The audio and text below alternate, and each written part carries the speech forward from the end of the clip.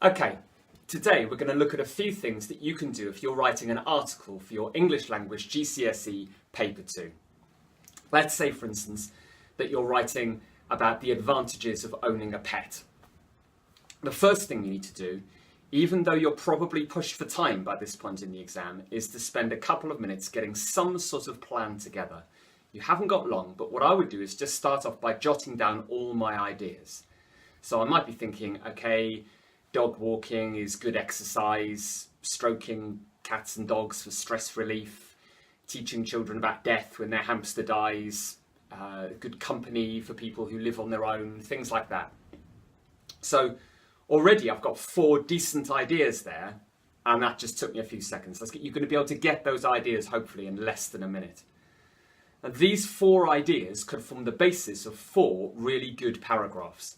So I might then decide what order to put them in, or at least decide which is my best idea and use that as the topic for my first paragraph, because I want to impress the examiner right from the outset. So I'm going to take the dog walking and exercise idea and see what I can do with that. Firstly, my priority has got to be not to bore the examiner. Lots of people will have probably come up with the same idea, so if I start my paragraph with a really boring sentence like, owning a dog can be a great idea if you want to get fit, I'm not going to make the examiner sit up and notice me. Instead, I could start with an image of some sort, maybe try and paint a picture in the reader's mind. What about this? Slumped in your sofa, stuffing your face with sugary snacks, staring at your TV screen with square eyes. Life doesn't have to be like this.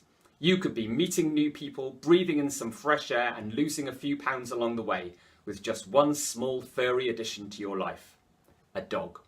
It doesn't even have to be small. If you're not into purchasing a punsy little rat-like chihuahua, there are bigger options. How about a Labrador or a Great Dane? Look at the lists of 3 there.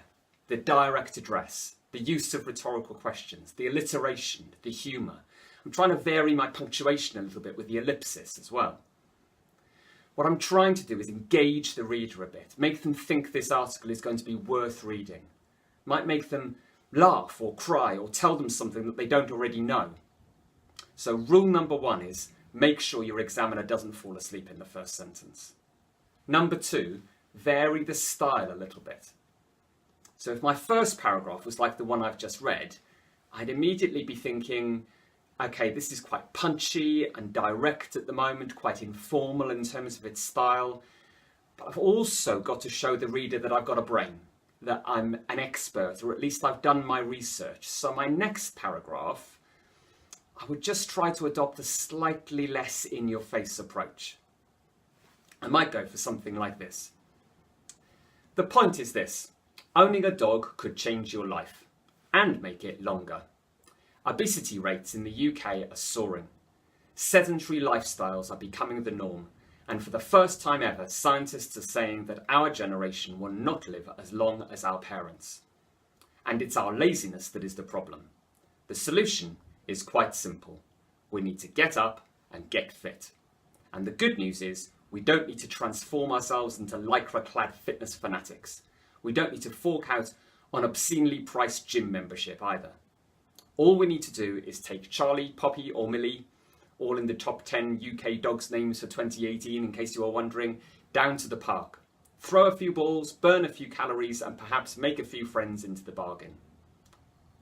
It's just a subtle shift away from the cheesy, slightly over the top tone of my opening paragraph into something that sounds just a little bit more like I'm a responsible journalist. Still reasonably informal and accessible, but with some more ambitious vocab like sedentary, obscenely and generation thrown in. I'm actually trying to develop an argument, not just throwing rhetorical questions and lists of 3 out. And I'm also trying to choose my words and my expressions for impact.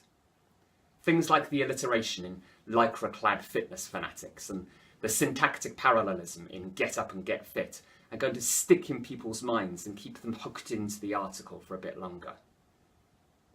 I've also shown that I've done a bit of research by revealing some of the top 10 dogs names for 2018 and talking about obesity rates soaring. Now that's nothing that I wouldn't have known or been able to make up, but I've just got to show that I'm into current affairs, or I've done a bit of research and I'm a journalist, and I've got to make it sound realistic. I'm not shoving tons of made up statistics into my paragraph, but I am weaving some interesting facts and ideas into my argument to give it just a bit of substance. A final thing for today is to think about writing some kind of extended byline where you mention your name and introduce the focus of the article. Now, you might want to wait until you finish the article and then come back and do this. So leave a bit of space to add it when you finished. But it goes at the beginning, just underneath the article. So it sits underneath the headline. It sits just underneath the headline and could go something like this. Life makes you stressed, fat and lonely, and then you die. Dog owner Kevin Finnier explores an alternative life plan for anyone interested. Notice it's in the present tense. It summarises your article, it mentions your name, and it hooks the reader in. If you do it, then you've grabbed your examiner right from the start. So, what do you need to remember? A short paragraph plan, an extended byline, use a bit of humour if it's appropriate, play with words, use a rhetorical question and a list of 3, vary your tone a bit, and sound like you're a journalist. Most of all, develop your argument. Good luck.